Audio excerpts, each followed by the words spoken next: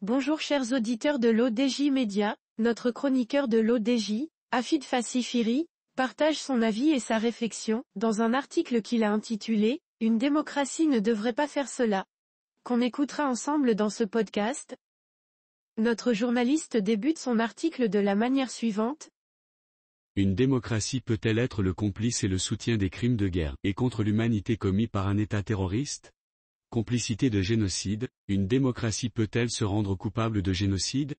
De favoriser la famine dans un territoire occupé et des populations civiles assiégées et sous blocus ? Une démocratie peut-elle être le complice et le soutien des crimes de guerre et contre l'humanité commis par un État terroriste ? Notre chroniqueur de l'ODJ enrichit son discours de la manière suivante. Une démocratie ne devrait pas faire cela. Estimait le président français il y a quelques semaines à propos des massacres commis par l'armée israélienne dans la bande de Gaza. On est tenté de lui renvoyer l'ascenseur, de bonne foi cependant, une démocratie peut-elle multiplier les livraisons d'armes, la plupart du temps secrètement comme le font les États-Unis, et devenir complice de génocide ? À ce sujet, les démocraties occidentales, qui livrent des armes à Israël, sont complices de fait du génocide en cours dans la bande de Gaza, comme elles sont belligérantes en Ukraine. Et effectivement, il n'y a que le Canada, qui a décidé de cesser d'envoyer des armes à Israël comme confirmé, mardi 19 mars, par la ministre des Affaires étrangères, Mélanie Joly, au journal Toronto Star, après un vote des députés allant dans ce sens. Le Parlement canadien ayant adopté une motion non contraignante en faveur d'un cessez-le-feu immédiat, demandant au gouvernement de cesser l'approbation et le transfert d'armes à destination d'Israël. Nous sommes dans une situation où la réalité sur le terrain ne nous permet plus d'exporter des armes, a déclaré une source gouvernementale à l'agence France Presse. Aux États-Unis, le sénateur démocrate Bernie Sanders a, lui, salué, sur X, la décision du Canada. Compte tenu de la catastrophe humanitaire à Gaza, notamment de la famine généralisée et croissante, les États-Unis ne devraient pas fournir un sou de plus à la machine de guerre de Netanyahou, le chef du gouvernement israélien, a-t-il commenté. Cependant, comme il n'est plus concerné par la course à la Maison-Blanche et la prochaine présidentielle de novembre prochain, il est libre de penser à voix haute tout ce qu'il pense. Sinon, il serait pris en otage par le lobby sioniste. Le pire, c'est que comme il y a des républicains anti-Biden et des démocrates qui s'opposent à Donald Trump, au Congrès comme Sénat on s'adonne à des marchandages et de bien flagrants chantages, à chaque fois qu'il est question de faire adopter des soutiens financiers à Israël. Mais sinon, le soutien inconditionnel de la Maison-Blanche à Tel Aviv n'a jamais encore été soumis au vote des députés, puisque cela fait partie des intérêts stratégiques des États-Unis. Une question se pose toutefois, jusqu'à quel point la Maison-Blanche pourra-t-elle être complice des massacres commis par Netanyahou ? Les démocraties occidentales et la complicité de génocide.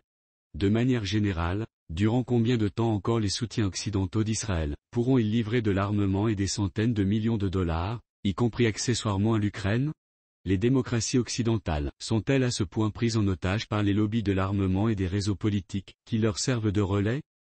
En France, il n'a pas été question de voter contre l'envoi d'armes à Israël et comme l'Assemblée nationale et le Sénat sont majoritairement acquis à la cause de l'État hébreu, il n'y a que la France insoumise et quelques rares personnalités de gauche ou de l'extrême droite pour remettre en cause le soutien inconditionnel de la France à Tel Aviv. En Grande-Bretagne, ils ont poussé le déni à son paroxysme, puisque le chef du gouvernement n'a pas hésité à déclarer que la communauté internationale n'avait pas à se sentir concernée par ce qui se passait dans la bande de Gaza. La question de la livraison d'armes à Israël a déclenché des poursuites judiciaires dans plusieurs pays.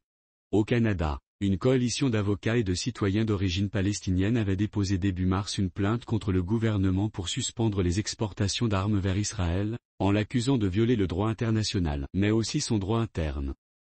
Il faut souligner également, par ailleurs, que par crainte de procès pour complicité de génocide, le Canada, la Suède, l'Australie et l'UE ont décidé de rétablir l'aide à l'UNRWA. L'auteur conclut son article en ces mots. D'autre part, après un procès intenté par le Nicaragua, l'Allemagne sera devant la Cour internationale de justice, pour complicité de génocide à Gaza. Les audiences auront lieu les 8 et 9 avril prochains à La Haye, mais ce procès peut-il faire tache d'huile ? Certains pays alliés d'Israël vont-ils revoir leur position et suspendre leur livraison d'armes ? La reprise du financement de l'UNRWA, dont la suspension a aggravé la situation humanitaire chaotique à Gaza, peut-elle contribuer à faire davantage pression sur Netanyahou ? Dans les faits, les gouvernements occidentaux qui soutiennent Tel Aviv sans même l'aval des parlements, donnent cette impression d'être beaucoup plus au service d'Israël, que de leurs propres citoyens. Alors, non monsieur le Président, une démocratie ne peut absolument pas faire cela. Rédigé par Afid Fassifiri. Merci d'avoir écouté ce podcast de l'ODJ Media, notre bouquet de supports numériques, portail, magazine mensuel connecté, web radio R212 dédié à la diaspora marocaine et web TV. N'oubliez pas de télécharger notre application l'ODJ mobile sur Play Store et de vous abonner à notre chaîne YouTube l'ODJ TV. Alors, on se dit au prochain podcast de nos chroniqueurs de l'ODJ, et à très bientôt,